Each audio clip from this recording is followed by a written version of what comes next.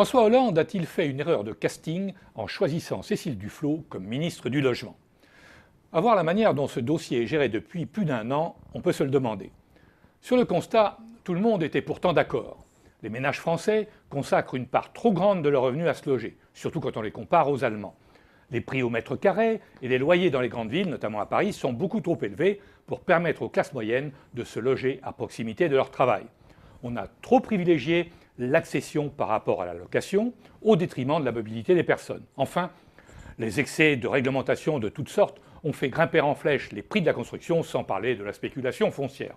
Alors tout le monde s'accorde sur un chiffre, il manque actuellement 1 million de logements au bas mot, et il faudrait que les mises en chantier retrouvent le niveau de 500 000 par an. Or, on va tomber cette année à moins de 350 000. Si les maisons individuelles tirent leur épingle du jeu, pour les logements neufs, nos sociaux, c'est un peu la descente aux enfers. Pourtant, en période de disette de croissance, la construction pourrait être un secteur porteur. C'est une activité non délocalisable, créatrice d'emplois qui, eux, ne coûtent rien aux finances publiques.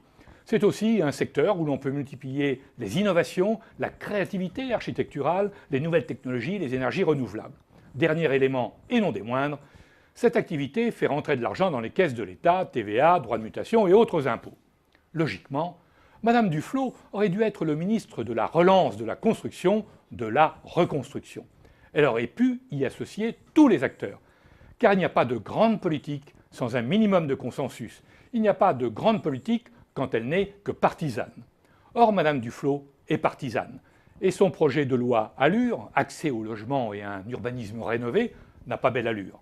Plutôt que de faciliter les mises en chantier, plutôt que d'inciter les investisseurs à revenir dans un secteur qu'ils délaissent, plutôt que de revoir les innombrables règlements ubuesques qui pèsent aujourd'hui sur la construction, elle a préféré, dans son projet de loi, choisir la voie de la réglementation, de la contrainte, pour tenter d'obtenir un plafonnement des loyers, avec cette fausse bonne idée, mettre en place une garantie universelle des loyers financée par la collectivité, c'est-à-dire le contribuable.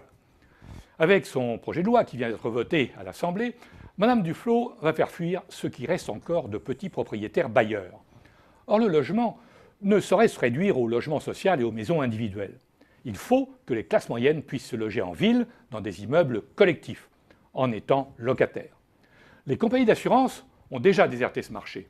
Et s'il n'y a plus les petits propriétaires bailleurs, qui va investir? Visiblement, Mme Duflot ne s'est pas penchée sur la question. François Hollande non plus. À moins qu'il ne soit en quelque sorte prisonnier de sa ministre du Logement, qui est aussi une des dirigeantes des Verts. Depuis son élection, le président et les Verts sont engagés dans une politique de petits compromis politiciens. Je te donne un Fessenheim, mais pas tout le nucléaire. Je te donne beaucoup de malus sur l'automobile, mais je n'aligne pas le gazole sur l'essence. Bref, dans ce petit jeu, François Hollande est obligé de laisser la bride sur le cou à sa ministre du Logement. Tant pis pour la relance de la construction, tant pis pour la croissance. La loi Duflot ne va pas nous faire changer d'allure.